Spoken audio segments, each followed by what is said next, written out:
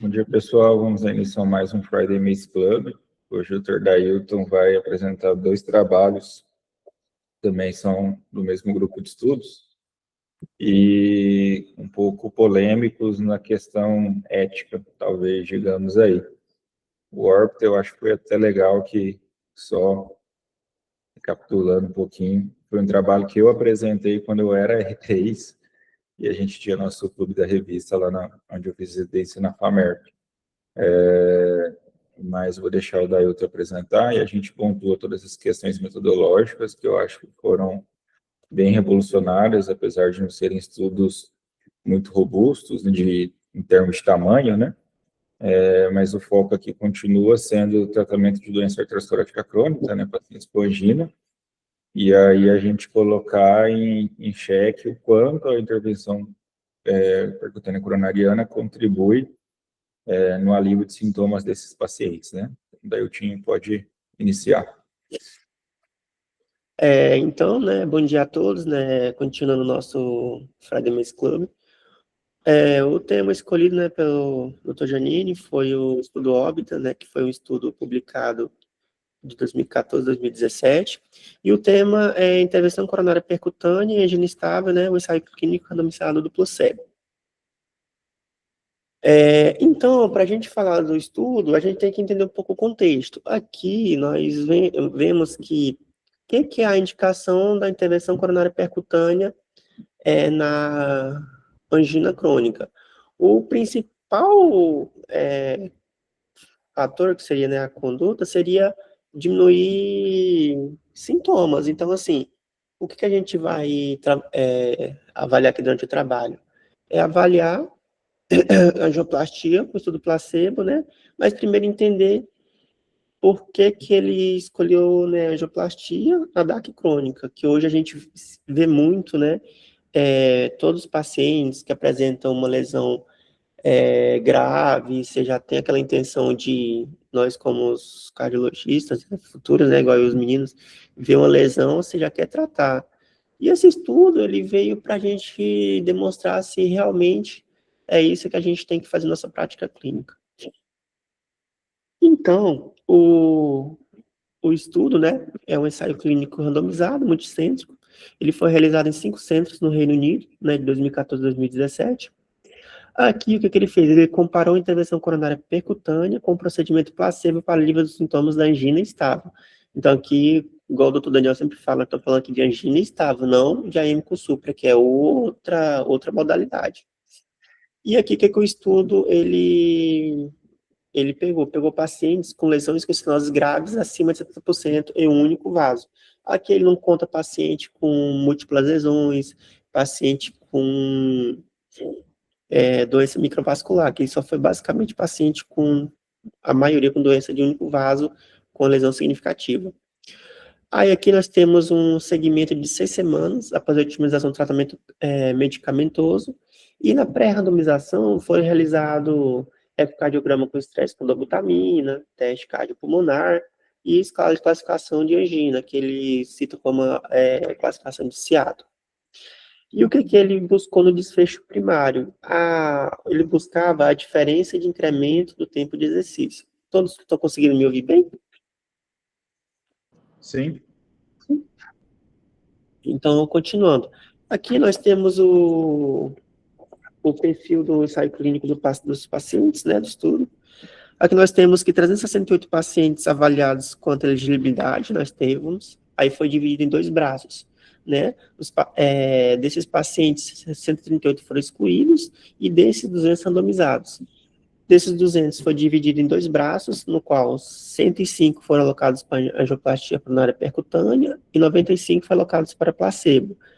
E desses, 104 foram submetidos à angioplastia e 95 foram a placebo. E desses pacientes foram avaliados durante esse período do estudo. Aí aqui nós temos o método, né, os critérios de inclusão e de exclusão. Os critérios de inclusão, a média de idade dos pacientes era em torno de 18 a 85 anos, só que tinha uma mediana, para ser falado mais para frente. o que o paciente tinha que apresentar? Angina ou sintomas equivalentes e pelo menos uma lesão angiograficamente significativa. Aqui, o que ele cita como angiograficamente significativa é paciente que tem uma lesão grave com repercussão, com presença de isquemia, aí avaliada pelo, o exemplo, o artigo cita pelo FFR.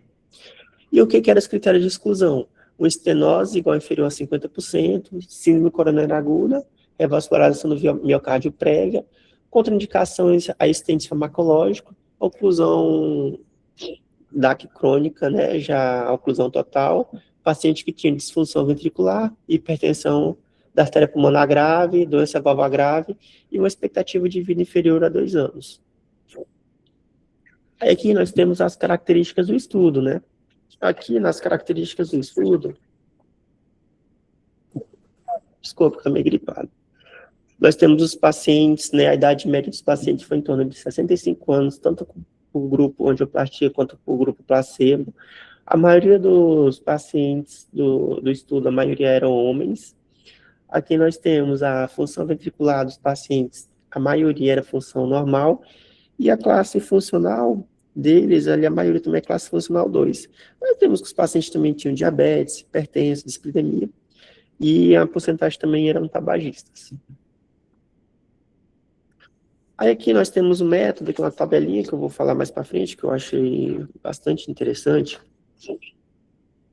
Que assim, no primeiro, quando você fazia a randomização do estudo, nas 6 primeiras semanas, os pacientes, né, que era alocados nos 2 grupos, ele entrava em contato com o médico, consultas telefônicas, com cardiologistas 3 vezes por semana, para otimização medicamentosa, pelo menos 2 drogas antianginosas. Então, você fez lá, os pacientes tinham lesões significativas, aí o paciente tinha dor, aí durante essas 6 semanas foi otimizado com medicamento antiginoso. Aí aqui entra beta-block, principalmente, né, eles citam no trabalho, até bloqueador de canal de cálcio. E isso era feito com cardiologista para otimização 3 vezes durante 6 semanas. Aí, posteriormente, foi feito o questionário para avaliar se, nesse período, né, se houve melhora do quadro de angina pelo questionário de Seattle, e posteriormente foi feito o angiografia coronária com FFR. E desses pacientes, foi por 2 braços, né, que foi angioplastia coronária e placebo. Aqui nós temos, igual o doutor Janine, que foi um trabalho bastante interessante. No placebo, esse paciente, mesmo com placebo, ele foi realizado procedimento, não procedimento de tratar a lesão, mas procedimento hemodinâmico, como se fosse puncionar a artéria, o paciente foi para a mesa, foi sedado, e quando ele foi sedado, foi colocado para ele isolamento auditivo através de fone de ouvido que reproduziu música e o paciente dando todo o procedimento.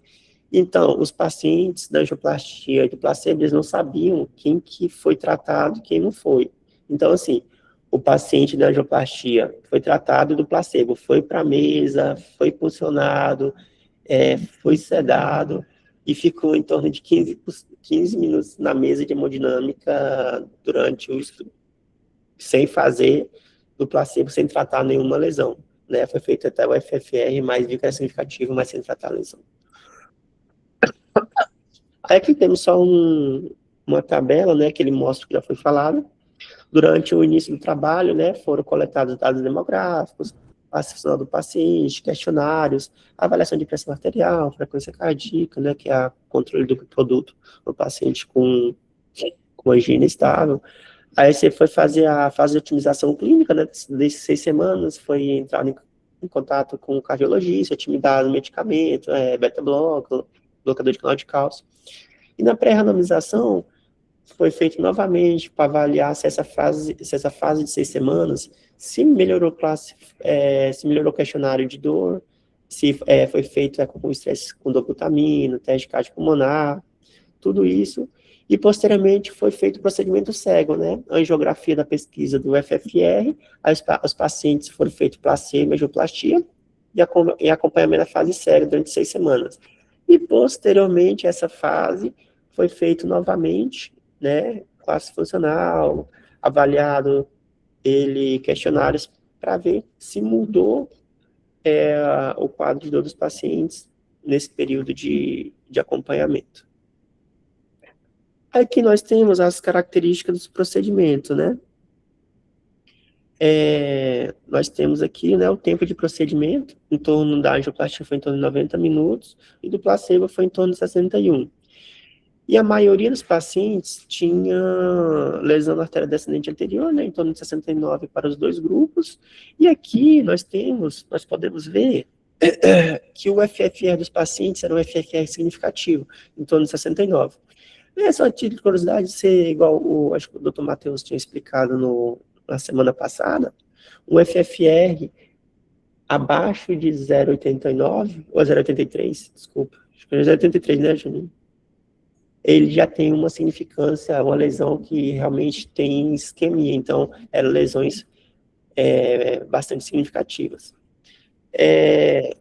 Aí, posteriormente, nos pacientes que foram tratados, nós temos aqui que a lesão não ficou mais significativa, com FFR pós-angioplastia foi para 0,9.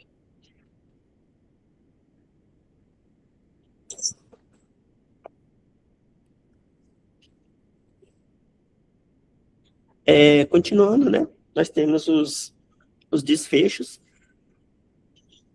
Aí aqui nós temos o tempo de exercício, né, dos pacientes avaliados. Nós temos que o tempo de exercício pré-randomização foi em torno de 528 segundos para a angioplastia e 490 para o placebo. E durante o segmento, houve uma melhora do tempo de exercício para a angioplastia, que foi para 556, 556 com a melhora de 28, e no placebo também houve a melhora 11,8. E houve uma diferença de incremento aí, né, de 16, mas aqui sem um P significativo, tá? Então, assim, aqui a gente pode ver que realmente houve melhora, né, dos pacientes que foram realizados angioplastia, mas sem significância estatística. Aí nós temos aqui também o tempo de depressão do segmento ST, que o paciente pré-randomização era bem próximo, né, em torno de 479 segundos para o grupo angioplastia e 471 para o grupo placebo. Aí aqui nós temos o segmento dele, né, que houve até uma diminuição do tempo do segmento ST da angioplastia e do placebo, mas também não teve significância estatística. Nós temos o consumo máximo também de O2, aqui, também dos pacientes também que não teve também significante estatística. Você vê que o tempo aqui de pré-randomização foi 1.715 ml, outro 1.707, mas também sem significância estatística. Aí nós temos aqui a frequência da angina, nós temos a estabilidade da angina também.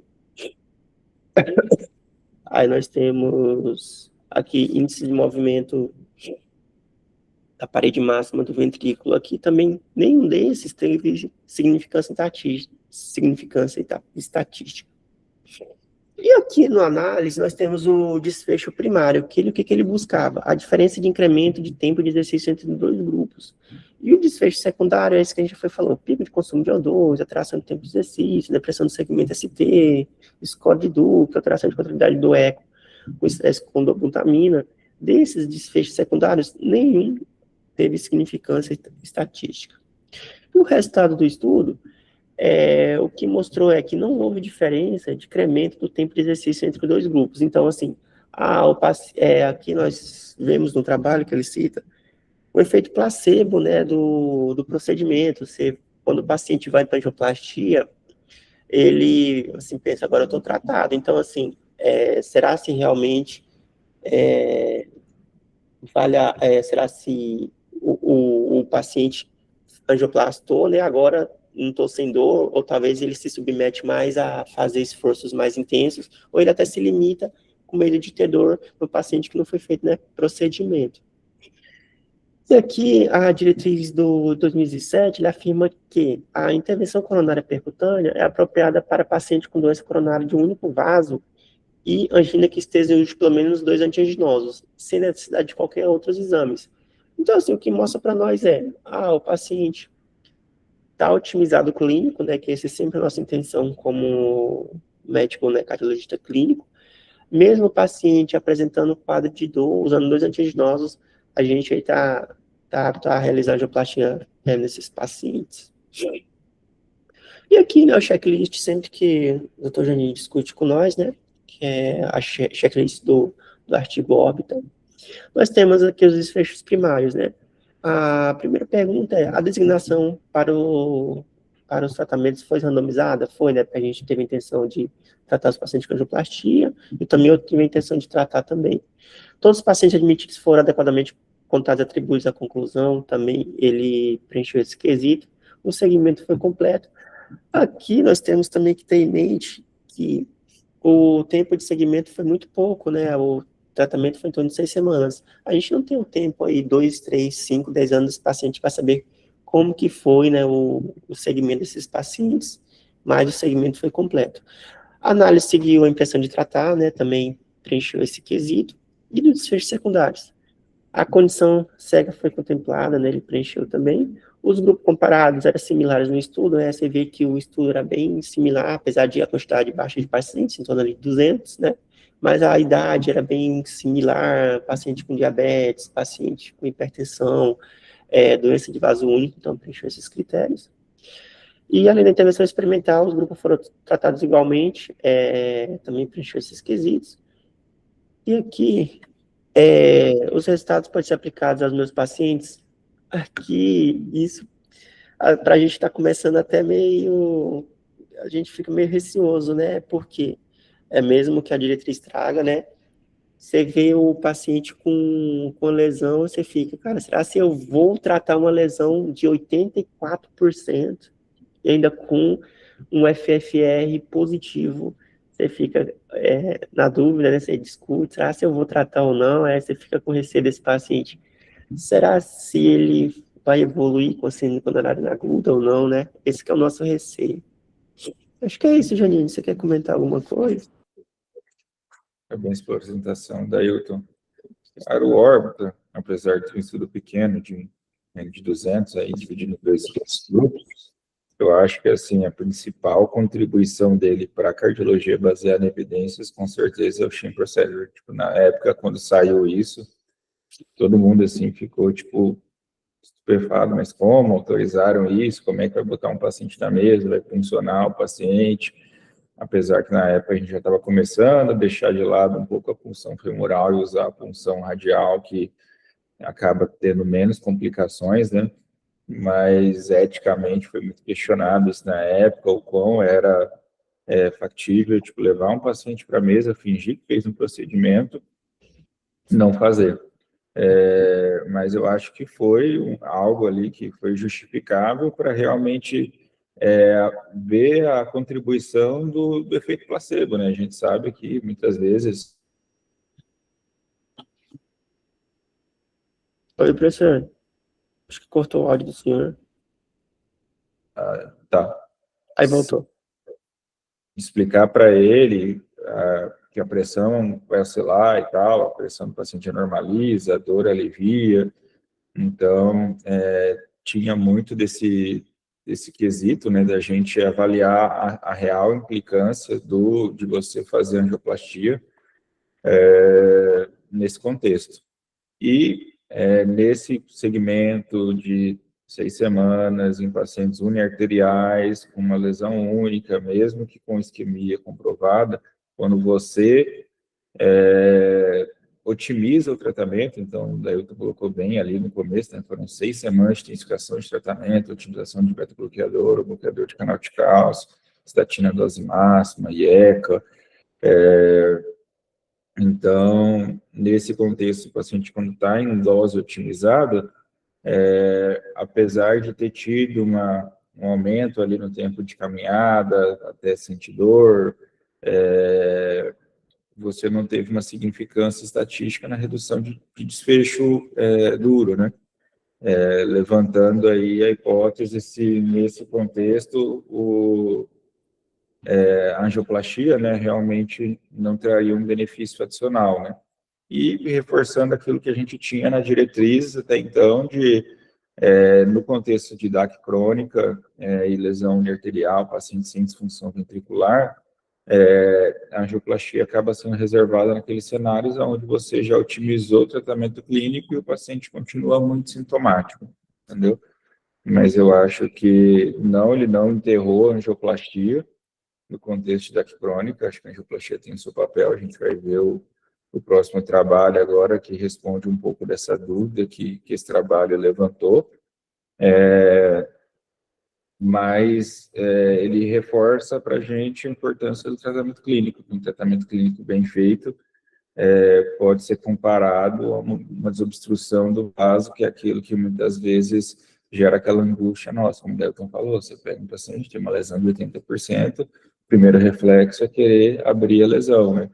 E o que o trabalho mostrou que no segmento curto, num paciente monoarterial, né? Então não extrapolem para outros pacientes, você vai fazer isso em paciente com lesão de tronco, paciente com lesão de DA proximal e CX, paciente com múltiplas lesões e disfunção ventricular, entendeu? Mas no paciente com uma única lesão ali, que está estável, não tem alteração de elétron, não tem alteração de troponina, você vai primeiro intensificar o tratamento clínico, o paciente mantendo sintomático, aí você teria uma melhor indicação da angioplastia. Mas até essa questão de esperar para otimizar é algo que a gente vai rediscutir aí no próximo trabalho. Se o Daniel quiser acrescentar mais algo dele como hemodinamicista, como ele enxergou essa parte metodológica. Bom dia, Janine, bom dia, Dailton, bom dia a todos. Parabéns, Dailton, pela clareza da apresentação. Eu concordo com seus comentários, Janine. Polêmico por conta da invasão, né, da intervenção, mas eu acho que foi um estudo que reafirmou o que a gente já, como mencionado, desde 2017, a gente tem em diretriz, né? Só alguns pontos que são importantes citar para todos nós, para os residentes também, é que, assim, o efeito placebo, ele existe, né? Não é uma coisa nova. Quantas vezes a gente não sai de sala após um cateterismo e o paciente refere quase que imediatamente uma melhora da queixa. Doutor, estou me sentindo até melhor agora. E eu fiz um cateterismo, eu não intervi no paciente. Então, o efeito de intervenção placebo, ela de fato existe. E foi isso que esse trabalho tentou mostrar, eu acho que na era moderna, eu não me recordo de um outro trabalho que tenha tido esse desenho, né? Eu afirmo algo que não foi citado, que é a segurança do procedimento, né? Apesar de ser questionável eticamente, foi um procedimento realizado num país desenvolvido, um país que tem regras de saúde pública muito bem descritas, que é a Inglaterra, e veja que os desfechos de segurança foram semelhantes, né? Fazer procedimento em um paciente sem intervir, fazer um cateterismo, foi seguro. Então, é um outro dado que a gente pode tirar desse trabalho, na minha opinião, para ter segurança e indicar um procedimento invasivo quando o paciente tem medo. Muitos pacientes, quando você fala a palavra cateterismo, ele associa o cateterismo ao vizinho que morreu durante um procedimento, que na maioria das vezes é uma síndrome aguda e ele morre pelo infarto, não pela intervenção. Então, esse é um outro ponto que tem que ser chamado a atenção.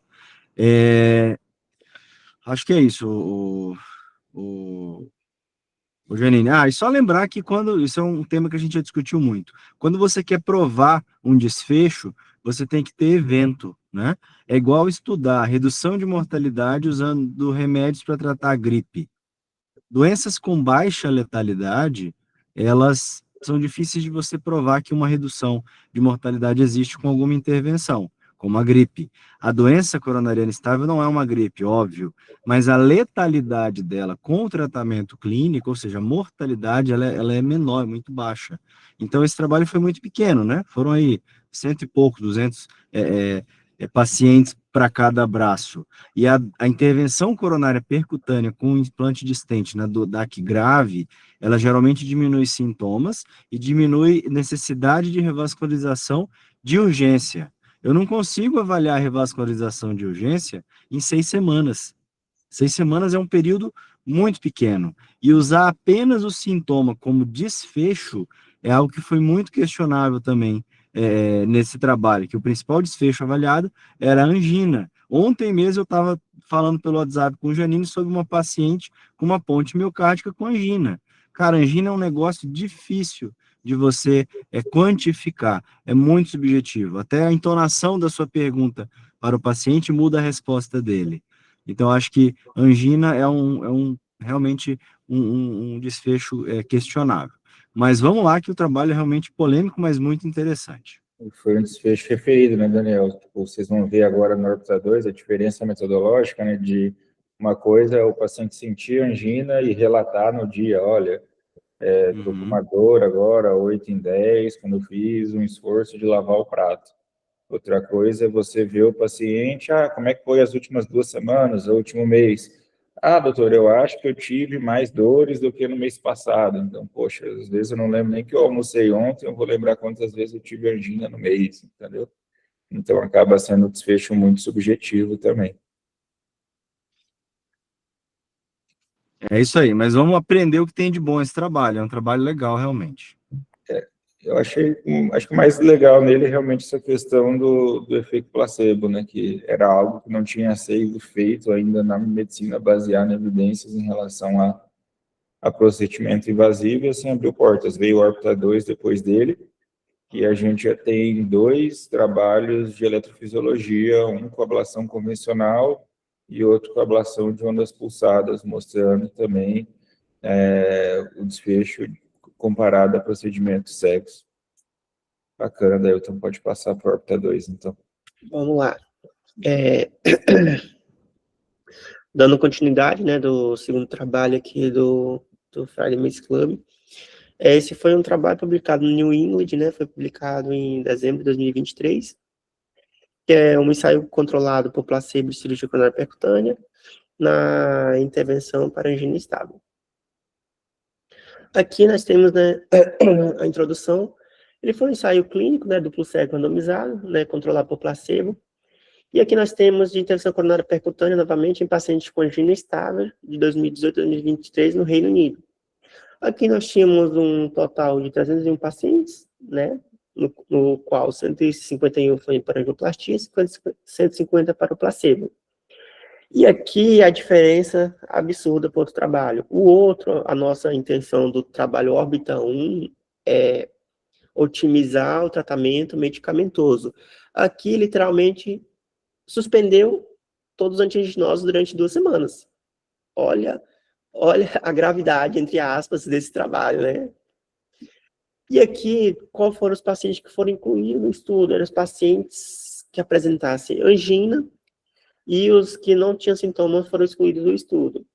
E a avaliação foi em 2 semanas antes da randomização, e a randomização foi angioplastia e placebo por 12 semanas. Também você vê que o segmento também aqui, que pode ter até um viés, que é o pouco tempo de acompanhamento, que foram 12 semanas. Acho que inclusão ficou errado aqui. O método, né? Os pacientes interromperam o tratamento com medicamento antiginoso. Aqui os pacientes suspenderam o beta-block, bloqueador de canal de cálcio. Só que aqui fica um parêntese. Os pacientes que tinham uma angina refratária, que não melhorava com nada, esse paciente também saiu do estudo. Uma angina que era, entre aspas, insuportável, né? E aqui, igual o Dr. Janine acabou de citar, os pacientes usavam os aplicativos para relatar angina e quantos episódios diariamente. Aqui, igual o Dr. Janine falou, quando você tem você vai preencher um questionário nos trabalhos, muitas vezes o questionário ele é realizado a cada 15 dias, a cada 10 dias, e você pede aquele viés de esquecimento. O paciente fala, cara, será que eu tive angina 10 dias atrás? Será que eu não tive? E aqui ele melhorou o trabalho porque os pacientes usavam o aplicativo. Se ele apresentasse quadros de angina, ele já abriu o aplicativo e já preenchia. Então, assim, melhorou a qualidade do estudo. E aqui também os pacientes tinham que ter uma evidência de isquemia em pelo menos um território cardíaco, né? Era avaliado pelo FFR, né? Em média, dos pacientes era 0,63, né, que já tinha uma lesão significativa, e os pacientes foram designados aleatoriamente para angioplastia e o placebo. E aqui nós temos, né, as características do estudo, as características basais de estudos. Nós temos aqui a idade média dos pacientes em torno aqui de 65 anos, a maioria era sexo masculino, né, também o paciente era hipertenso, diabético, a maioria era não insulina dependente. Nós temos aqui também tabagismo, né, os pacientes de tabagismo prévio, tabagismo fumante atual. E aqui também, né, mantendo o trabalho, né, tipo, o paciente tinha função ventricular normal e a classe funcional novamente era a classe funcional 2. E aqui nós temos o método. Os pacientes eles foram instruídos a usar o aplicativo, né, só reafirmando o que a gente já tinha falado, dedicado para o smartphone para relatar presença ou ausência de angina e o número de episódios de angina diariamente. Então, assim, o paciente sentiu, ele relatava no smartphone. E os pacientes foram submetidos à angiografia enquanto usavam fone de ouvido com música para isolamento auditivo de todo o procedimento, né, como foi realizado no estudo órbita 1. E aqui, os pacientes que tinham lesões, pacientes que iam para angioplastia, no braço da angioplastia, a revascularização angiográfica basal foi obrigatória. Então, assim, se ele tinha lesões mais que um vaso, ele era obrigado a tratar as lesões, tá? E novamente, né, do mesmo trabalho do órbita 1, os pacientes também permaneceram sedados, sem qualquer intervenção adicional, por pelo menos 15 minutos. Aqui nós temos, né, as características do procedimento, o número de vasos com doença, né, a maioria era vaso único, né, você vê aqui em torno de 122, 120 no grupo angioplastia e placebo, a maioria tinha, né, acometimento da artéria descendente anterior, né, a maioria, em torno de 56, 54 pacientes, e aqui nós temos a fração de injeção, né, da fluxo acionada, a média, em torno ali de 60, 62, então era lesão realmente significativa. E aqui nós temos o desfecho primário. O que ele buscava aqui no desfecho primário? Tínhamos pacientes com angioplastia e os pacientes com placebo, né? Nós vimos que aqui, se a angioplastia ia melhorar, né, a angina dos pacientes, que ele não estava com tratamento clínico otimizado, né, foi retirado. O que prova aqui no desfecho primário que os pacientes com angioplastia, os sintomas de angina, você vê que os sintomas de angina foi menor nos pacientes com angioplastia em relação ao placebo. Você vê que no angioplastia foi 2,9 e no placebo foi 5,6. Então, aqui nós podemos tirar dessa tabela aqui os pacientes que foram para angioplastia tiveram menos dor, mas os pacientes não estavam com tratamento clínico otimizado, tá bom? Aí aqui, do desfecho primário, o que foi considerado? O último score dos sintomas de angina, né, para o desfecho primário nas últimas 12 semanas, e o score médio dos sintomas de angina foi 2,9 para ICP e 5,6 para o grupo placebo, e teve aqui um intervalo de confiança de 95% com P significativo.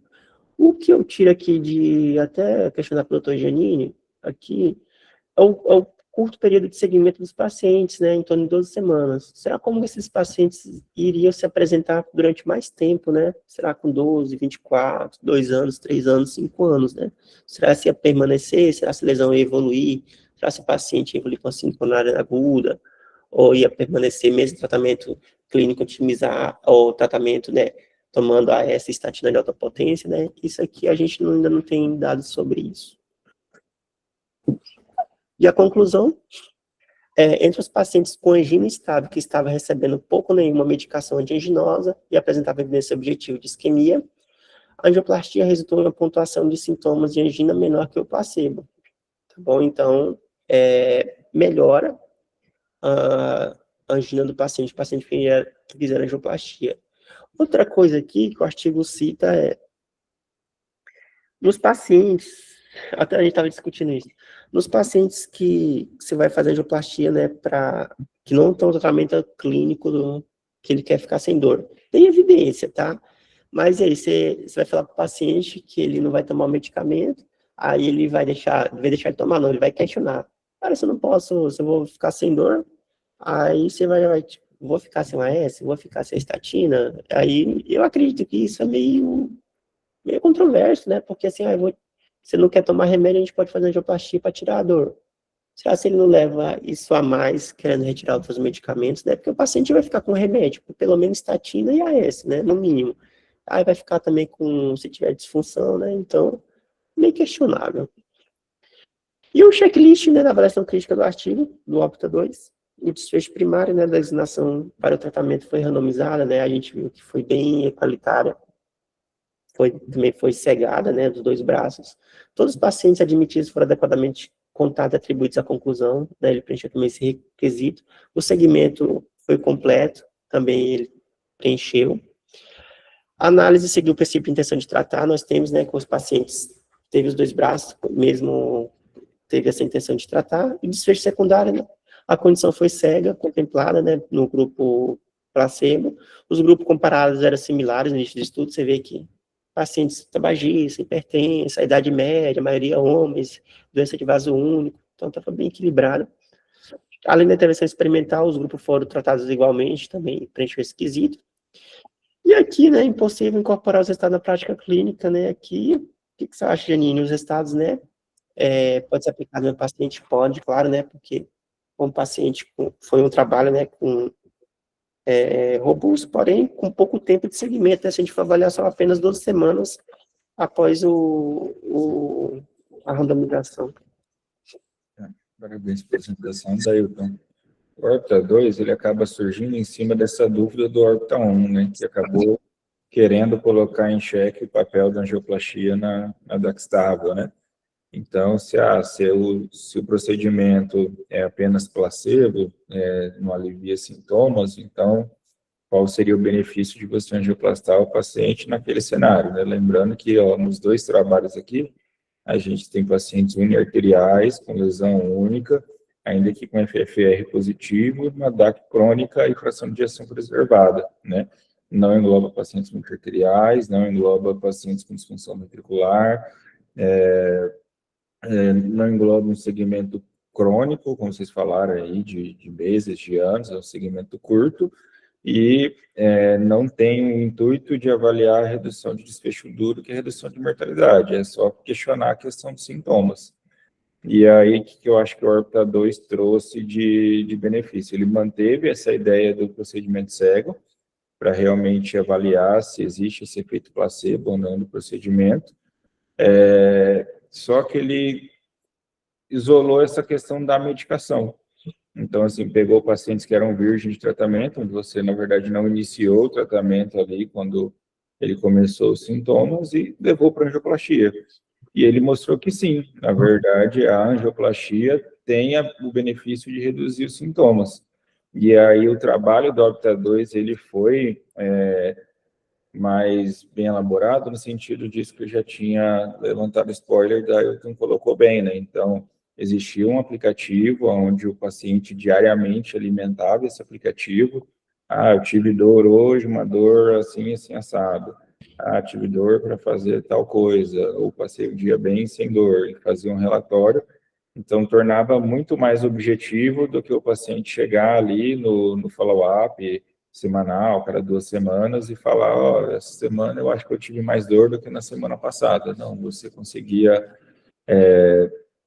computar exatamente esses episódios e a intensidade da dor, tá? Então, ele conseguiu trazer um pouco mais de objetividade para isso. E aí, no fim, a gente viu que o paciente que angioplastou demorou quase 1 minuto a mais para sentir dor ou alteração eletrocardiográfica no exame, o que, comparado aos trabalhos da década de 80, é muito semelhante ao efeito que o beta-bloqueador e o bloqueador de canal de cálcio tinham naquela época, quando eles se consagraram como tratamento antianginoso. Então, assim, é um trabalho mais recente, 2023, apesar da gente ter tido diretriz já ano passado, eu acho que acabou não entrando muito nessa questão. Mas a conclusão do trabalho é, se eu tenho um paciente com uma dáquile arterial que não tem uma disfunção ventricular grave, que o paciente prefira se ser submetido a uma angioplastia ao invés de tomar remédio, isso é factível? A conclusão do estudo seria que sim. Então, assim, o paciente, obviamente, não vai deixar de tomar S, não vai deixar de tomar estatina, ezetimibe, ácido bempedoico, PCSK9, o que é que seja aí para tratamento das outras comorbidades, mas, eventualmente, é um senhor de 60 anos que não quer tomar beta-bloqueador por conta de efeito colateral, ou um paciente asmático que se não dá bem nem com beta-bloqueador, nem com bloqueador de canal de cálcio, entendeu? Então, assim, o trabalho acaba abrindo uma vertente, no meu ponto de vista, nesse contexto, mostrando que o procedimento, primeiro, como o Daniel colocou, é seguro, e, assim, não infrequente vocês verem isso na sua prática clínica. Às vezes, quando eu estou aqui no consultório, a gente vai pedir um cateterismo, mas, doutor, no cateterismo e tal, então, assim, existe muito medo ainda do procedimento, é um procedimento aí que tem uma taxa de complicação de menos de 2%, e quando eu falo 2%, né, que 2% dos pacientes morrem, assim, a gente tem uma taxa de, sei lá, 1 para cada 20, 30 mil pacientes são submetidos a angioplastia que morrem, e aí é sempre aquela dúvida, né, se morrem mais por conta de estar numa síndrome ucraniana aguda muito grave, com um choque cardiogênico e morrer pela síndrome ucraniana aguda, do que propriamente, ter um tamponamento, ter uma perfuração, ter uma complicação grave da angioplastia, né? Então, assim, mostra mais uma vez que o procedimento é seguro, e mostra que sim, a angioplastia tem o seu papel na redução de sintomas. Só que fica esse gap de que, assim, o tratamento clínico tem o poder de reduzir esse desfecho, mas talvez nesse paciente selecionado, como eu comentei aí, que não quer tomar um beta-bloqueador, um bloqueador de canal de cálcio, e prefira ser submetido a uma angioplastia, o que o trabalho mostrou é que o resultado é comparável. Então, assim, você angioplastar uma lesão grave, teria o mesmo potencial aí de reduzir essa angina, ou alteração no teste ergométrico, comparada ao beta-bloqueador, bloqueador de canal de cálcio, lá da década de 80, quando surgiram os primeiros trabalhos aí de tratamento de DAC crônica. O Daniel acho que caiu, mas não sei se ele consegue comentar um pouco. Voltei. É que telefonaram aqui, eu saí. Eu acho que é isso, Janine. Eu concordo com os comentários, eu não tenho muito a acrescentar, não. Que eu havia comentado também. É um trabalho que reforça a importância do tratamento clínico, né? E a gente, quando fala de intervenção, que é o que eu faço, a gente sempre tem que ter a noção do benefício que a gente está causando. E o benefício que a gente não pode oferecer também, para que isso fique claro para o paciente e para o clínico. Lembrando que, historicamente, quando a gente compara angioplastia com balão e angioplastia convencional e angioplastia com implante de stent, a gente não tem redução de mortalidade. Quando a gente compara o stent convencional com o stent farmacológico, a gente não tem redução de mortalidade. A gente diminui a necessidade de nova intervenção.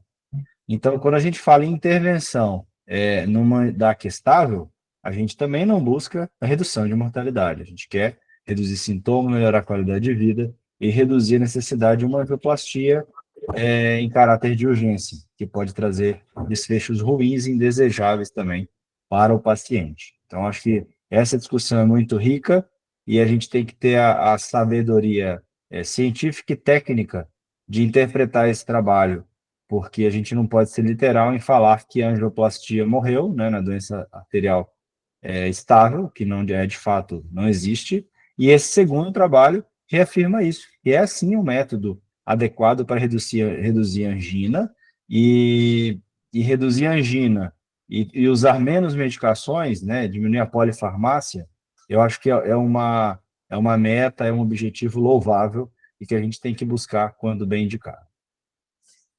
Daniel, e o pessoal, assim, você que acaba fazendo, mas procura muito com essa queixa, fala, doutor, eu não quero tomar remédio, eu prefiro fazer angioplastia. Porque, assim, uma vez na minha prática como clínico, quando eu abro o leque da possibilidade, muitos pacientes falam, não, doutor, eu prefiro fazer o procedimento logo e, tipo, desobstruir, resolver meu problema, entendeu? Muitas vezes eu percebo discernimento no paciente de reduzir o remédio. Eu vejo muito, quando você abre o leque para o paciente, ele ter essa esperança que, não, eu vou resolver o problema, vou desobstruir e não vou ter um infarto fulminante, entendeu?